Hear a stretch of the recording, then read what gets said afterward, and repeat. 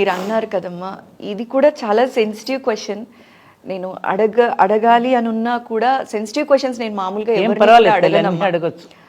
అయితే ఇప్పుడు ఏంటి అంటే అమ్మా, ఇప్పుడు మీరు అన్నారు నాన్నగారు లేకపోయినా మీరు చక్కగా కుంకుమ ధరించారు. కానీ చాలామందికి తెలియని విషయం ఏంటి అంటే కుంకుమ పెట్టుకోరు. పెట్టుకుంటే అదేదో పాపం చేసినట్టు చూస్తారు. దీని మీద మీరు చాలాసార్లు మాట్లాడారు కూడా. చాలా మీలాంటి వాళ్ళు ఇలా చేయడం వల్ల అట్లీస్ట్ నెక్స్ట్ వాళ్ళు కరెక్ట్గా ఉంటారు.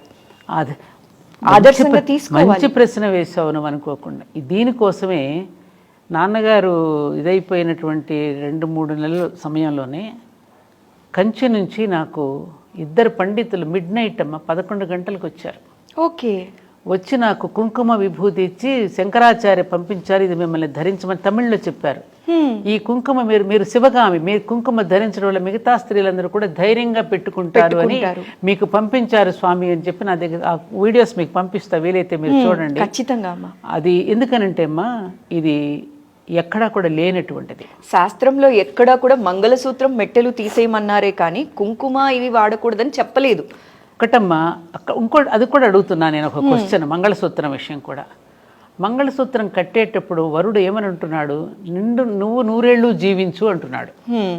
నీవు 100 ఏళ్ళు జీవించమని వేసేటటువంటి మంగళసూత్రాన్ని అది కూడా అసలు ఎందుకు తీసేయాలి నేను అడుగుతున్నాను. Just question. అర్థం ఏమిటి ఇక్కడ కదమ్మా? నా జీవితానికి అర్థము పరమార్థము నువ్వు లేకపోతే నేను లేను. అమ్మవారు లేకపోతే పరమశివుడు కూడా లేడు కదా. శివశక్తియో యుక్తో శక్తి ప్రభావిత అనేది ఉంది కదా మనకి. ఆ శక్తి లేకపోతే అయ్యవారు కూడా లేరనేది. అలాంటి 100 ఏళ్ళు నువ్వు జీవించమని అతను ఆశీర్వదిస్తూ మెడలో మాంగళ్యం కడుతున్నప్పుడు ఈ కర్మేంద్రియాలన్నీ బాడీలో ఉన్నాయి, జ్ఞానేంద్రియాలన్నీ తలకాయలో ఉన్నాయి. ఈ తలకి మొండానికి మధ్యలోనే మెడకాయ ఉంది. ఈ మెడకాయలు అది ధరించడం వల్ల ఏమవుతుంది, గుర్తు చేస్తుంది తన ధర్మాన్ని. అవునా? అవునమ్మా. ఇప్పుడు మీరందరూ ఒక ఐడెంటిటీ కార్డు పెట్టుకుంటారు కదా మెడలో, అలాగే ఒకటి పెట్టుకున్నాం కదా. దానివలన అది కూడా అసలు తీసేయాల్సిన అవసరం ఏముంది? ఆయన ఎక్కడికి వెళ్ళాడు?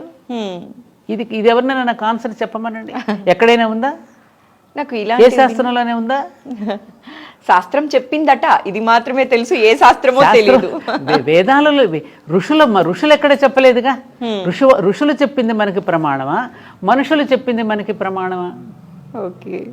కానీ ఇలాంటివి విన్నప్పుడు చాలా సంతోషం అనిపిస్తుందమ్మా. ఎందుకంటే ఆధ్యాత్మికతలో బాగా రాణించిన వాళ్ళు కావచ్చు, గురువులు కావచ్చు, ఇలాంటి వాళ్ళు ఇదే శాస్త్రం ఇదే పాటించాలి అని అంటారే కానీ మనసుకి నచ్చింది చెయ్యండి అని చెప్పి మీరు చెప్తూ ఉంటారు చూసారా. ఇది చాలా కాన్ఫిడెన్స్ క్రియేట్ చేస్తుందమ్మా. అందరూ ఆధ్యాత్మికతకి దగ్గర అవుతారు. ఇప్పుడు 10 మంది కూర్చున్నప్పుడు కొంతమంది బొట్టు అన్నట్టు ఇట్లా గబుక్కున వెనక్కి నాకు ఎంత బాధ అనిపిస్తుందో.